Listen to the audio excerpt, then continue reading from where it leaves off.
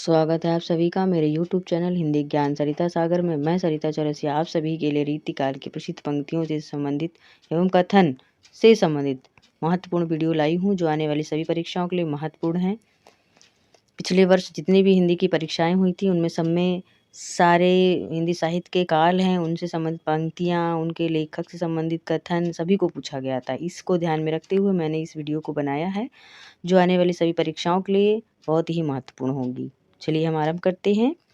वास्तव में श्रृंगार और वीर इन्हीं दो रसों की कविता इस काल में हुई, प्रधानता श्रृंगार की रही। इससे इस काल को रस के विचार से कोई श्रृंगार काल कहे तो कह सकता है। यह कथन किसका है? आचार्य रामचंद्र शुक्ल जी का। आगे बढ़ते हैं।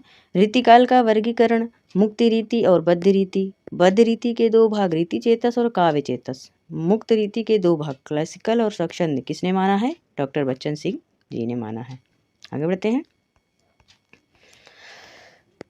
वाग्धारा बनी हुई नालियों में प्रभावित होने लगी, जिससे अनुभव के बहुत से गोचर अगोचर विषय रससिक्त होकर सामने आने से रह गए।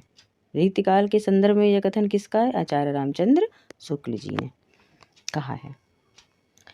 इनकी भाषा में अनेक रूपता है, जो एक बड़े कवि में होनी चाहिए। भाषा की ऐसी अनेक रूपता गोस्वामी तुलसीदास में दिखाई देती है। पद्माकर के संबंध में यह कथन किसने कहा है? आचार्य रामचंद्र शुक्ल जी ने। आचार्य रामचंद्र शुक्ल जी ने ही हिंदी साहित्य का इतिहास जो 1929 में प्रकाशित हुआ था उसको लिखा था, उसका संपादन किया था।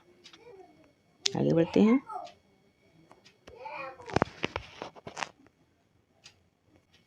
अब ये पढ़ते हैं।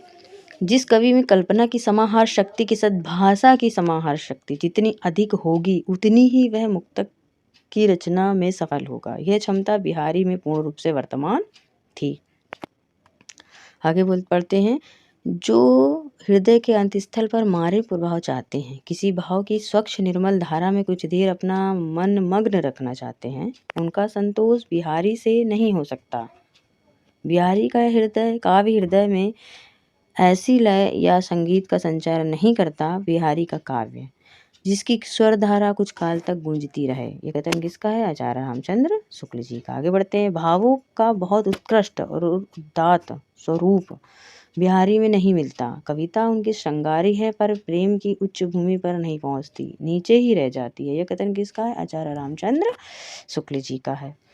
केशव को कवि हृदय नहीं मिला, उनमें यह सहृदयता भावुकता भी न थी जो एक कवि में होनी चाहिए। ये कथन किसका है? आचार्य रामचंद्र शुक्ल जी का।